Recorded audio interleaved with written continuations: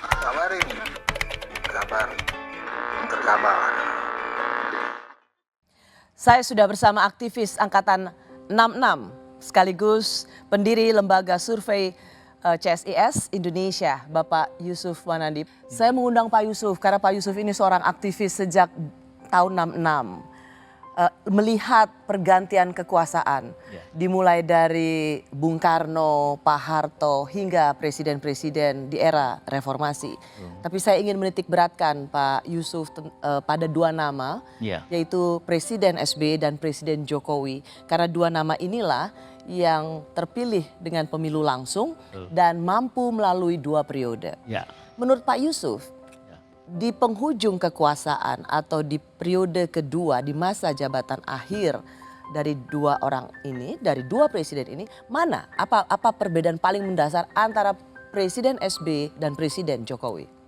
Saya lihat bahwa kalau Presiden SBY dulu, saya menganggap beliau itu ragu-ragu selalu ya di dalam masa kepresidenannya. Dan karena itu juga pada akhirnya almost as if he is giving up. Jadi itu saya lihat bahwa tidak ada lagi dia itu dorongan untuk melakukan perbaikan dan sebagainya. Dan itu kelihatan waktu dia mau melakukan konvensi tentang siapa yang akan jadi calon presiden daripada Partai Demokrat. Mula-mula dia mau laksanakan, sudah kumpul semua, sudah berhenti semua sebagai menteri. Tapi ternyata akhirnya dibatalkan begitu saja. Jadi you can see no guts. Nah kalau kita lihat Pak Jokowi ini memang is a very simple man, but he has guts. And not only guts, but he does his work also untuk mencapai ini. Itu adalah tentu saja dia mau mempertahankan bahwa dia ada pengaruh terhadap siapa yang akan menggantikan dia. Ya. Bagaimana dengan analisa bahwa seharusnya ini juga dikatakan oleh mantan wakil presiden Pak Yusuf Kalla, Pak Jokowi menyontoh Pak SBY, Bu Mega, tidak cawe-cawe di akhir masa kepresidenan untuk kemudian memilih siapa, ikut cawe-cawe memilih siapa yang akan menggantinya. Tidakkah seharusnya sikap Pak SBY ini jadi contoh? Ya. Wah sebetulnya kalau terus terang Bu, kalau mau berarti memang you have to work until the end. Itu satu. Tetapi di dalam hal beliau ini memang mempunyai sesuatu yang memang boleh dikatakan suatu tekanan, suatu dorongan yang kuat untuk mempertahankan supaya masa depannya itu tidak percuma. Ini kita maksudnya Presiden Jokowi? Ya. Jadi sehingga dengan demikian kita melihat usahanya dia. Ya orang bilang tentu ini bukan usaha dia pribadi, tapi ada orang-orang sekitarnya mau memperpanjang. Itu masa jabatannya, mau menggantikan menjadi ketiga malah. Kalah Xi Jinping aja yang kalah.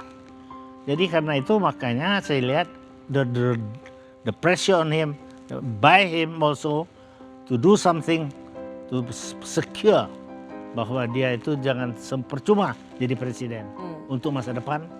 Dan itu karena itu dia mau ikut campur siapa nanti yang akan jadi kelihatan sekali.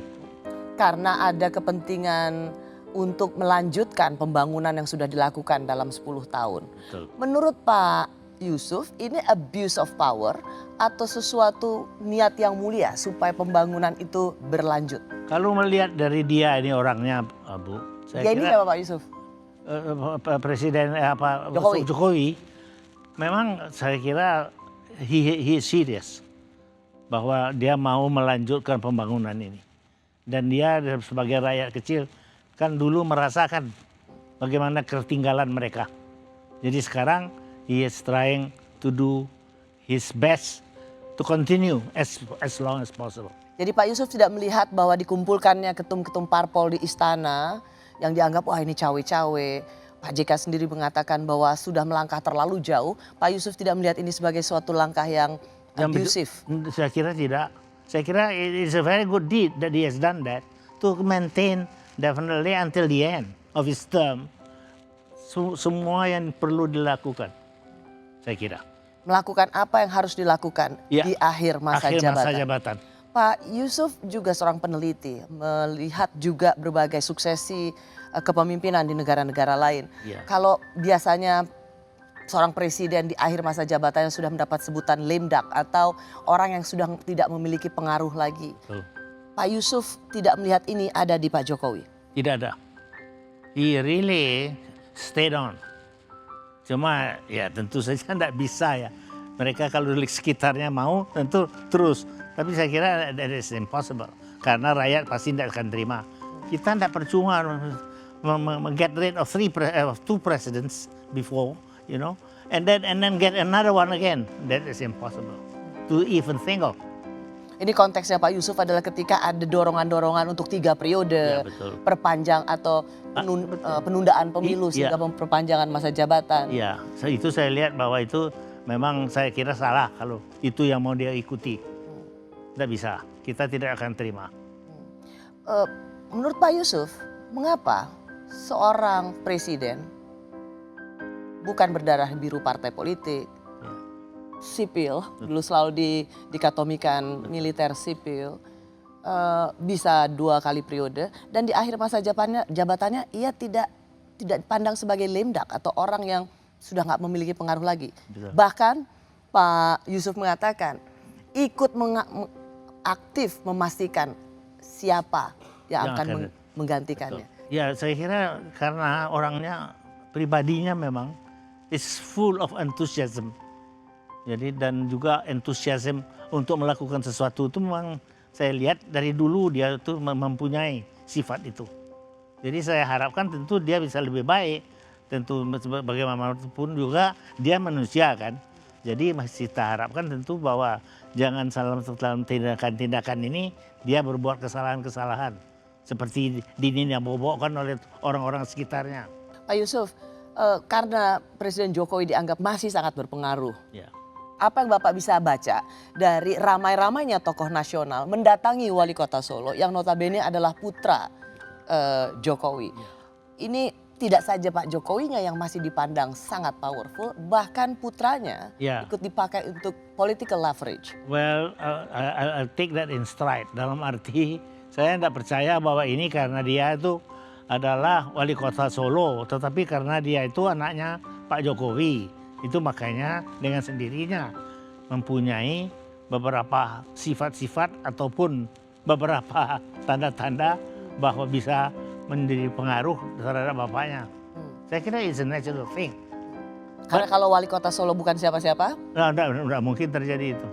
Pak Yusuf, jadi sebenarnya kita ada Pak JK yang juga ikut mengusung Anies Baswedan. Ya. Ada Bu Mega yang sudah mendeklarasikan Ganjar Pranowo. Ada Surya Paloh, ketum Partai Nasdem yang juga ikut mengusung Anies. Ada juga Pak Jokowi. Di antara nama-nama ini atau yang belum saya sebutkan, siapa menurut Pak Yusuf kingmaker yang sesungguhnya? Adalah presiden. Jokowi? Ya. Dia yang sesungguhnya? Betul. Bukan yang lain-lain? Bukan yang lain-lain. Yang lain-lain ikut di sini, di sana. Tetapi the real one is presiden. Bagaimana kemudian dengan ketum-ketum parpol? Tadi kita mendengar, menunggu komando Jokowi, kita ini bersama Pak Jokowi, menunggu arahan Pak Jokowi. Apa yang Anda lihat dari ketum-ketum parpol ini? Ya tentu saya kira mereka itu tentu menunggu bagaimana nanti line up seluruhnya. Sebab ini kan bukan hanya 2 orang akhirnya. Akhirnya ini kan meliputi bagaimana kabinet, bagaimana susunan daripada menteri-menteri itu penting pula untuk masa depan. Karena yang tampak di sini tampaknya loyal sekali dengan Pak Jokowi. Nomor kosong. Anda ada yang loyal dalam politik. Jadi ketika bilang kami menunggu arahan Pak Jokowi, kami ikut Pak Jokowi. Bull. Hah? Bull. Apakah memang mereka sejatinya otentik atau akan menjadi brutus pada waktunya? Dalam politik itu yang kita kenal toh. Tu brutus. You brutus. Itu adalah sejarah yang mengajar kita. Tidak bisa dilihat semuanya orisinal. Nggak bisa. Akan selalu ada brutus pada waktunya. Selalu. Pak Yusuf, saya mau mendengar insting politik Anda. Apa? Apakah pada waktunya nanti, menurut Pak Yusuf, Ya. Pak Jokowi itu akan memang secara lugas dan terbuka mengatakan siapa calon presiden yang akan didukungnya? Atau dia hanya akan bersikap, Pura-pura. saya tidak bilang pura-pura, tapi tidak secara Forceful. ya loud and clear. Saya mendukung Well, ini dan pilihlah ini. We are Sumatrans.